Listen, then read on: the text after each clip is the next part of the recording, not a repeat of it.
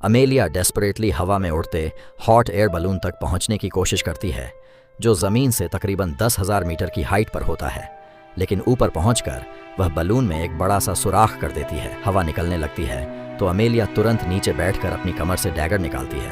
अपना शू लेस काटकर उस जगह को बंद करने की कोशिश करती है, लेकिन इतनी ज़्यादा हाइट की वजह से अमेलिया बेहोश हो जाती है। बलून धीरे धीरे नीचे आने लगता है और आइस पिघलने की वजह से अमेलिया का जिस्म भी नीचे स्लाइड होने लगता है और अचानक वह बलून से बाहर गिर जाती है। खुशकिस्मती से वेटलेसनेस के एहसास से अमेलिया की आंख खुल जाती है, लेकिन तब तक बहुत देर हो चुकी होती है। उसे पता चलता है कि वह अभी भी 10,000 मीटर की हाइट पर हवा में लटक रही है। सिर्फ कमर के गिर्द बंधी हुई रोप की वजह से वह नीचे नहीं गिरती। लेकिन अमेलिया को खुश होने का वक्त भी नहीं मिलता, क्योंकि आइस से बंधी हुई रोप भी धीरे धीरे पिघल रही होती है। घबराकर वह बास्केट में बैठे अपने बॉयफ्रेंड जेम्स को बुलाती है कि आकर उसकी मदद करे, लेकिन जेम्स बिल्कुल मूव नहीं करता।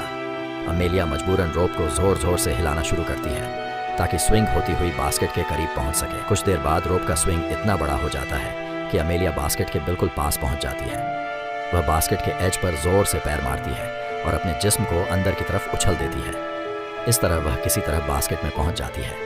अमेलिया जेम्स की बेहिस्सी से बहुत गुस्सा होती है और सोचती है कि अभी जाकर उसे सुनाती हूँ। लेकिन जब वह जेम्स के पास पहुंचती है तो उसे पता चलता है कि जेम्स भूख और ठंड की वजह से बेहोश हो चुका है। जेम्स की हार्ट बीट धीरे धीरे कम हो रही होती है। अमेलिया बिल्कुल टूट जाती है और उसे अफसोस होता है कि सिर्फ थ्रिल के लिए उसने जेम्स को हॉट एयर बैलून में प्रपोजल देने दिया। अब दोनों हवा में फंस चुके थे और अमेलिया को लगता है कि उसकी वजह से जेम्स की जान चली गई। लेकिन अचानक जेम्स गहरी सांस लेता है और होश में आ जाता है। अमेलिया के जख्मी और थके हुए हाथ देखकर जेम्स को समझ आ जाता है कि अमेलिया ने उसकी जान बचाने के लिए अपनी जान रिस्क में डाली थी। उसने ऊपर जाकर मैन्युअली एयर वाल्व खोला था। इसी वक्त आसमान से स्नोफ्लेक्स गिरने लगते हैं। दोनों को लगता है जैसे नेचर भी उनका सर्वाइवल सेलिब्रेट कर रहा हो। लेकिन कुछ ही देर बाद उन्हें अजीब चीज़ नज़र आती है। स्नोफ्लेक्स नीचे गिरने के बजाय हवा में बिल्कुल स्टेशनरी नज़र आ रहे होते हैं। दोनों को समझ आ जाता है कि स्नोफ्लेक्स रुके नहीं हैं, बल्कि बलून भी उन्हीं की स्पीड से नीचे गिर रहा है। अगर स्पीड कम न हुई तो दोनों की जान जा सकती थी। दोनों जल्दी जल्दी बास्केट का सारा सामान नीचे फेंक देते हैं। जो जैकेट्स पहनी होती हैं वह भी उतार कर नीचे फेंक देते हैं, लेकिन फिर भी बैलून बहुत तेज़ी से नीचे आ रहा होता है। ऊपर से बलून की गैस भी लीक होना शुरू हो जाती है। इसी क्रिटिकल मोमेंट पर जेम्स डैगर उठाता है और अमेलिया को लेकर ऊपर लगे आयरन रिंग तक चला जाता है। फिर वह बास्केट को बलून से कनेक्ट करने वाली रोप को काट देता है। बास्केट अब बलून से अलग हो जाती है और नीचे गिरने लगती है, जबकि बैलून की स्पीड धीरे धीरे कम होने लगती है। लेकिन फिर भी सेफ लैंडिंग का कोई चांस नज़र नहीं आ रहा होता।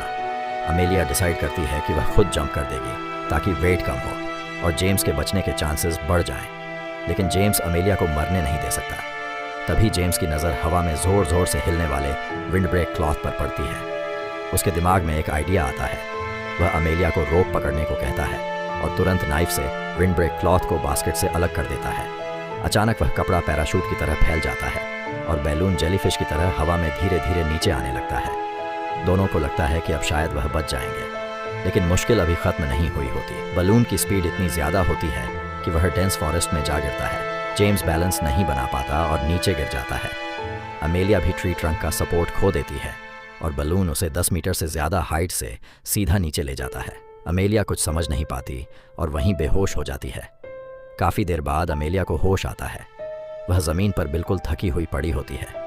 सबसे पहले उसे जेम्स का ख्याल आता है। वह तुरंत उठने की कोशिश करती है और पूरी ताकत से जेम्स को पुकारने लगती है। कुछ देर बाद उसे जेम्स की आवाज़ सुनाई देती है। जेम्स भी जिंदा होता है। दोनों एक दूसरे को जिंदा देखकर समझ जाते हैं कि वह बहुत मुश्किल से बचे हैं और उस दिन के बाद दोनों डिसाइड करते हैं कि अब कभी भी सिर्फ थ्रिल के लिए अपनी जान रिस्क में नहीं डालेंगे।